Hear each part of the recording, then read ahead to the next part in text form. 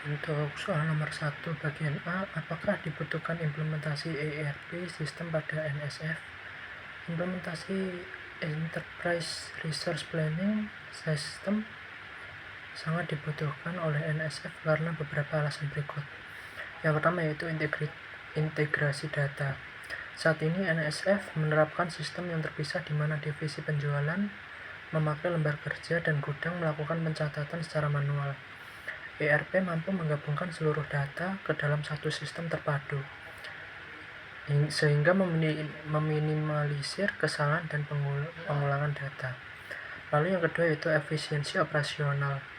Masalah seperti rendahnya efisiensi dalam produksi, tingginya biaya logistik, dan penumpukan safety stock dapat diselesaikan dengan menggunakan ERP. Sistem ini memungkinkan perencanaan permintaan dengan lebih tepat dan pengelolaan inventaris yang lebih efektif. Yang ketiga yaitu manajemen rantai stok. ERP mampu meningkatkan SCM dengan mengawasi permintaan dari distributor secara langsung, sehingga mengurangi variasi dan kebutuhan akan safety stock yang berlebihan. Yang keempat yaitu Customer Relationship Management. Dengan penerapan CRM, NSF mampu menurunkan tingkat kehilangan pelanggan dengan lebih memahami kebutuhan konsumen dan memperbaiki pelayanan. Yang kelima yaitu pengukuran profitabilitas. ERP dapat membantu dalam menganalisis profitabilitas dari promosi dan diskon dengan cara yang lebih efektif melalui pengolahan data yang terpadu. Apakah penggunaan ERP sistem dapat mengatasi permasalahan di atas? Analisa hal tersebut. Penggunaan sistem ERP atau Enterprise Resource Planning dapat mengatasi sebagian besar permasalahan yang dihadapi oleh Nusantara Snack Food atau NSV. Berikut analisis pertanyaan tersebut. Yang pertama, masalah integrasi data, yaitu ERP mengintegrasikan penjualan, gudang, dan keuangan dalam satu sistem otomatis dan real-time. Yang kedua, promosi dan diskon yang tidak terukur profitabilitasnya, yaitu ERP mencatat dampak promosi terhadap penjualan dan laba sehingga bisa dievaluasi. Yang ketiga, inefisiensi produksi akibat perencanaan permintaan yang buruk, yaitu ERP membantu merencanakan produksi berdasarkan data permintaan aktual. Yang keempat, biaya logistik mahal dan customer churn rate, yaitu ERP mengoptimalkan rute pengiriman dan memilih DC terdekat secara otomatis. Yang kelima, permintaan distributor fluktuatif dan pembengkakan safety stock, yaitu ERP menganalisis pola permintaan dan mengatur level stok secara optimal. 1C, apa saja tantangan yang akan dihadapi perusahaan jika mengimplementasikan ERP sistem dan bagaimana cara mengatasinya? Yang pertama, resistensi karyawan. Masalahnya, karyawan tidak siap dengan sistem yang baru dan solusinya mensosialisasikan serta memberikan pelatihan kepada karyawan. Yang kedua, biaya implementasi yang tinggi. Masalahnya yaitu investasi besar dan akan menggunakan ERP cloud serta melakukan implementasi bertahap. Yang ketiga, kesesuaian sistem dengan proses bisnis NSF, yang dimana sistem tidak cocok dilakukan secara langsung dan akan melakukan pemetaan proses serta pemilihan ERP yang fleksibel. Yang keempat yaitu data migration yang kompleks. Masalahnya yaitu data tersebar dan tidak rapi. Solusinya membersihkan dan menguji data sebelum pindah ke ERP. Yang kelima, gangguan operasional saat transisi. Masalahnya pada proses harian bisa terganggu saat terjadinya transisi. Solusinya yaitu menjalankan ERP paralel sementara serta memilih waktu implementasi yang tepat. Yang terakhir, kurangnya komitmen, karena proyek bisa gagal tanpa adanya dukungan dari atas. Maka solusinya manajemen harus aktif mendukung dan menetapkan target yang jelas. 1D, alur integrasi antara SCM dan CRM dengan ERP sistem yang diimplementasi dapat meningkatkan efisiensi dan efektivitas proses bisnis. Yaitu yang pertama, integrasi SCM ke ERP. Ada beberapa poin. Poin yang pertama yaitu SCM mengelola rantai pasokan. Contohnya seperti permintaan, produksi, inventory, dan logistik. Poin yang kedua, permintaan dan perencanaan produksi. Contohnya terbagi menjadi dua, yaitu ERP menyatukan data permintaan dari CRM dan melakukan forecasting otomatis. Contoh yang kedua, hasil digunakan untuk merencanakan produksi yang optimal. Poin yang ketiga, manajemen inventory dan gudang. Contohnya yaitu ada ERP menggunakan sistem manajemen gudang digital untuk stok update real time. Poin yang keempat, distribusi dan logistik. Contohnya SCM mengoptimalkan rute pengiriman dan biaya logistik melalui ERP. Kedua, integrasi CRM ke ERP. Poin yang pertama, CRM mencangkup interaksi pelanggan. Poin yang kedua, manajemen data pelanggan, yaitu contohnya data dari CRM digunakan ERP untuk analisis perilaku dan program loyalitas. Poin ketiga, penjualan dan pelaporan yang terpadu. ERP memiliki modul penjualan untuk memantau penjualan langsung dari semua kanal. Yang terakhir, penanganan keluhan dan retensi pelanggan, yaitu CRM terhubung ke ERP untuk menindaklanjuti keluhan dan analisis churn rate.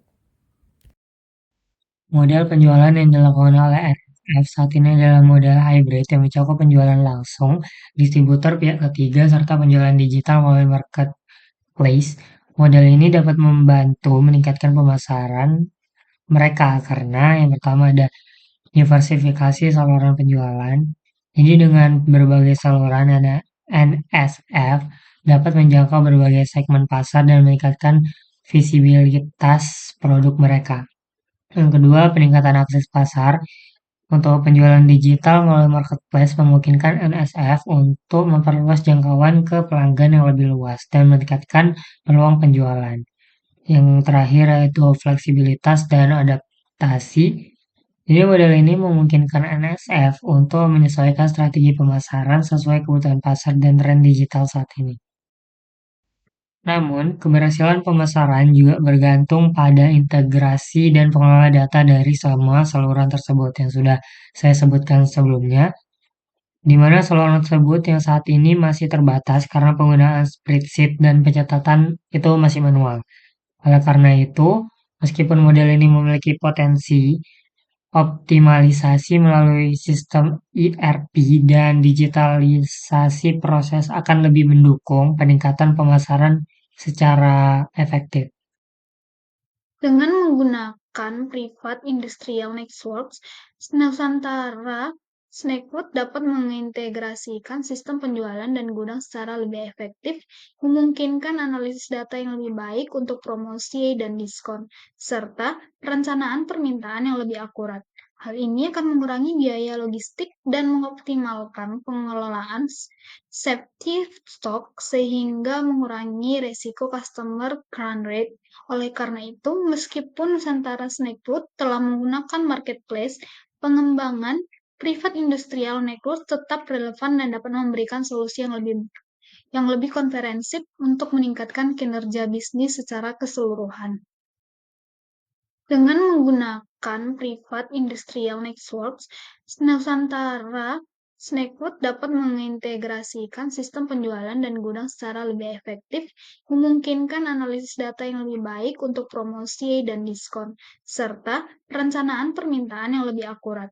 Hal ini akan mengurangi biaya logistik dan mengoptimalkan pengelolaan safety stock sehingga mengurangi resiko customer churn rate. Oleh karena itu, meskipun Nusantara Snackfood telah menggunakan marketplace, pengembangan Privat Industrial Network tetap relevan dan dapat memberikan solusi yang lebih komprehensif untuk meningkatkan kinerja bisnis secara keseluruhan. Bagaimana hubungan antara e-commerce dengan SCM dan CRM dapat berguna bagi pengambilan keputusan manajemen NSF? Hubungan antara e-commerce, supply chain management, dan customer relationship management dapat memberikan manfaat signifikan bagi pengambilan keputusan manajemen NSF dalam beberapa cara. Yang pertama yaitu data real time untuk perencanaan yang lebih baik. Platform e-commerce NSF menyediakan data transaksi langsung dari pelanggan dan mitra bisnis, memungkinkan analisis permintaan pasar secara real time. Integrasi data ini ke dalam sistem SCM membantu perbaikan perencanaan produksi dan mengurangi inefisiensi. Sistem CRM terkait mendukung pemahaman kebiasaan belanja pelanggan dan evaluasi efektivitas promosi. Yang kedua itu optimasi rantai pasok. Data penjualan dari e-commerce dapat meningkatkan manajemen rantai pasok melalui integrasi ERP, memperbaiki perkiraan permintaan, mengoptimalisasi produksi, mengurangi pemborosan dan efisiensi logistik, termasuk rute distribusi dan pengaturan persediaan. Yang ketiga itu peningkatan pengalaman pelanggan. Transaksi e-commerce memungkinkan NSF mengumpulkan data perilaku pelanggan yang diolah oleh sistem CRM untuk personalisasi pengalaman belanja, meningkatkan kepuasan pelanggan dan mengurangi customer count rate. Yang keempat yaitu pengambilan keputusan berbasis data. Integrasi e-commerce, SCM, dan CRM dapat dalam platform ERP menyediakan data komprehensif bagi manajemen NSF. Hal ini memungkinkan evaluasi dan perbaikan proses logistik serta alokasi sumber daya yang lebih efisien berdasarkan permintaan dan keluhan pelanggan, meningkatkan pengambilan keputusan. Baik, yang selanjutnya yaitu pertanyaan nomor 2 yang bagian A, yaitu apa kaitan video dengan buku referensi Lodon pada bab Managing Knowledge. Untuk yang pertama itu penggunaan AI dalam manajemen pengetahuan.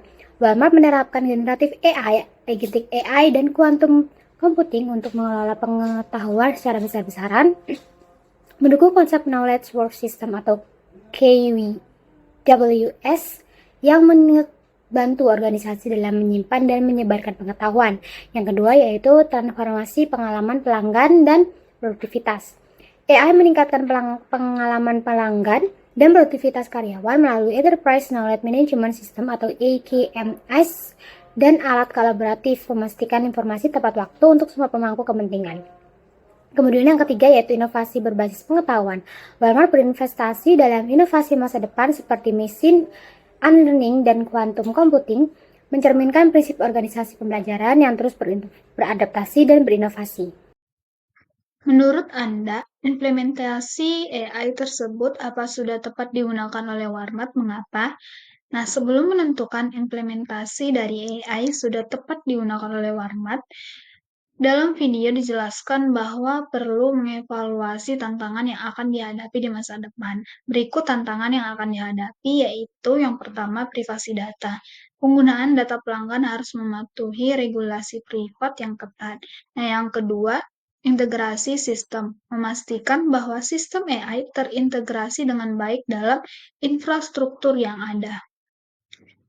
Meskipun ada tantangan yang akan dihadapi di masa depan, implementasi dari AI sudah tepat digunakan oleh Walmart karena beberapa alasan berikut ini. Yang pertama, dengan memanfaatkan analisis data besar, Walmart dapat memprediksi permintaan produk secara lebih akurat, mengoptimalkan rantai pasokan dan mengurangi biaya operasional, serta meningkatkan margin keuntungan melalui strategi pemasaran yang lebih baik lagi. Yang kedua, penggunaan AI dalam sistem manajemen inventaris membantu Walmart memastikan ketersediaan produk yang tepat di waktu yang tepat juga, membantu dalam menganalisis perilaku pelanggan dan kepuasan dari pelanggan. C. Analisa dan jelaskan pengembangan AI tersebut apakah akan berhubungan dengan efisiensi proses bisnis, bagaimana hubungannya dengan konsep SCM dan CRM. Dengan memanfaatkan AI, tugas-tugas karyawan seperti pemrosesan data, manajemen inventaris, dan analisis permintaan, perusahaan dapat mengurangi kesalahan manusia, mempercepat pengambilan keputusan, dan menyesuaikan operasi secara real-time berdasarkan data yang aktual. Dalam SCM, AI digunakan untuk permintaan yang dimana AI menganalisis data historis dan tren pasar untuk memprediksi permintaan produk, membantu dalam perencanaan produksi dan pengelolaan inventaris. Optimisasi logistik, AI membantu dalam merencanakan rute pengiriman yang efisien, mengurangi waktu dan biaya pengiriman. Manajemen risiko pemasok, memantau kinerja pemasok dan kondisi pasar untuk mengidentifikasi potensi risiko dalam rantai pasok. Dalam CRM, AI berkontribusi melalui personalisasi layanan pelanggan untuk menganalisis data pelanggan yang memberikan rekomendasi produk dan layanan sesuai dengan preferensi individu. Chatbot dan asisten virtual memungkinkan interaksi pelanggan yang cepat dan responsif melalui chatbot yang dapat menangani pertanyaan umum dan masalah pelanggan. Dan analisis sentimen, AI menganalisis umpan balik pelanggan untuk memahami persepsi mereka terhadap produk atau layanan untuk membantu perbaikan yang berkelanjutan. Baik, selanjutnya yaitu pertanyaan nomor 2 bagian D, yaitu dampak pengembangan teknologi terhadap pengambilan keputusan DSS dan ESS di Walmart. Yang pertama, evolusi DSS ke platform AI driven.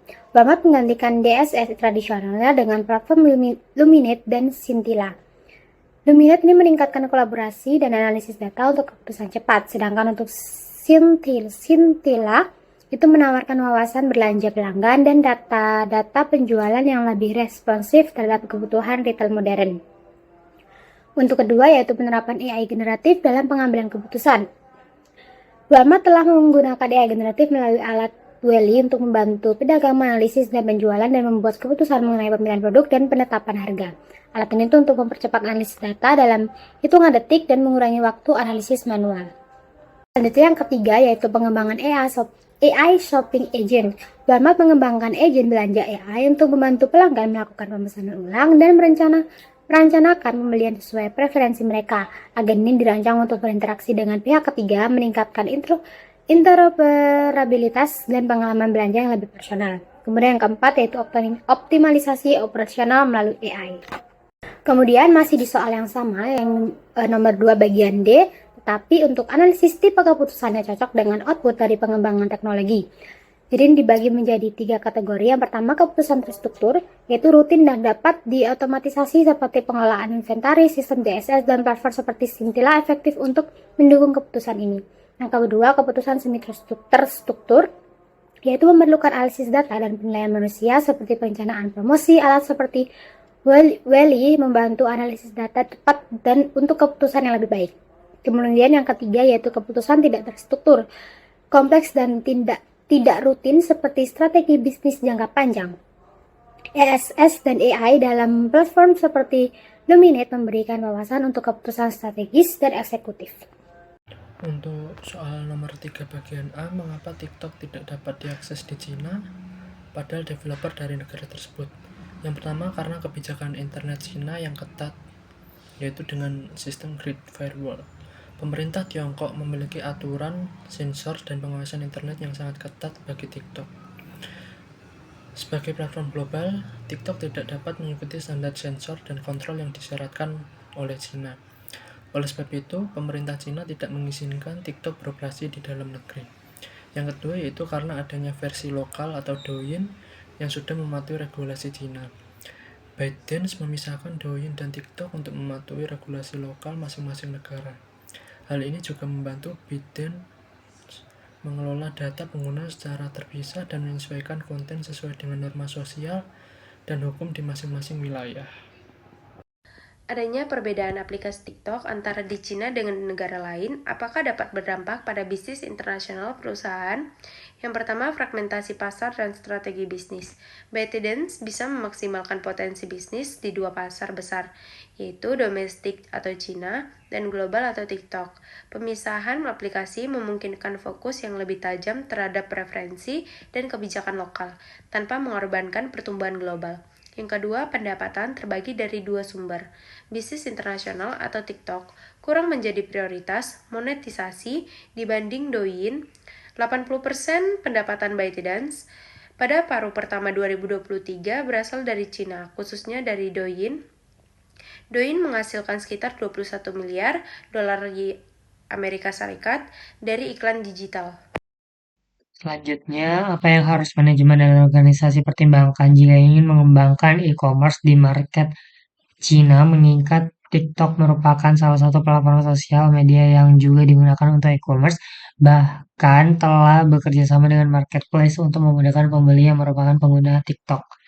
Jadi manajemen dan organisasi itu harus mempertimbangkan bahwa di pasar Cina, itu Douyin itu merupakan platform utama yang digunakan untuk e-commerce, bukan TikTok. Meskipun keduanya dimiliki oleh perusahaan yang sama, yaitu ByteDance, Meskipun keduanya memiliki banyak kesamaan, Douyin ini memiliki peran yang jauh lebih signifikan di pasar domestik Cina. Oleh karena itu, diperlukan pertimbangan yang harus manajemen dan organisasi perhatikan jika ingin mengembangkan e-commerce di pasar Cina dengan memanfaatkan platform sosial media seperti TikTok yang juga digunakan untuk e-commerce. Selanjutnya, pertimbangan apa yang manajemen dan organisasi lakukan? Yang pertama yaitu memperkenalkan platform lokal yang dominan. Jadi di pasar Cina, Douyin ini merupakan platform utama untuk e-commerce dan media sosial, bukan TikTok. Douyin ini memiliki peran yang jauh lebih signifikan dan basis penggunanya yang besar di dalam negeri sehingga strategis untuk disesuaikan dengan platform ini.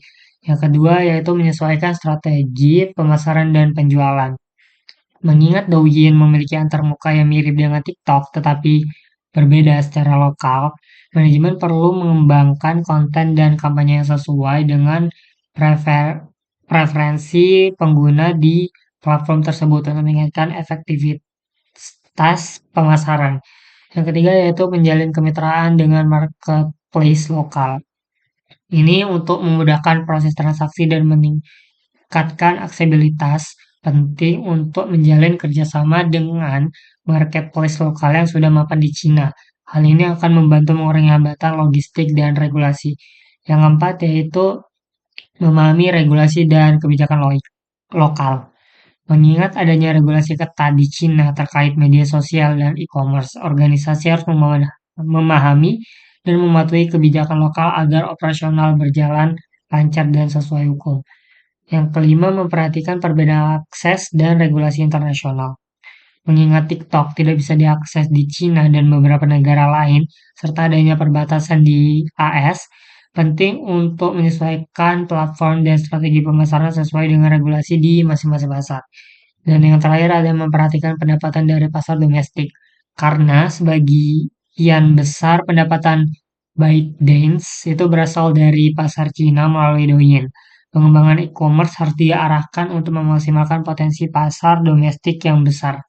Jadi dengan mempertimbangkan poin-poin yang sudah saya sebutkan, manajemen itu dapat merancang strategi yang lebih efektif dan sesuai dengan kondisi pasar Cina serta regulasi internasional terkait platform sosial media dan e-commerce.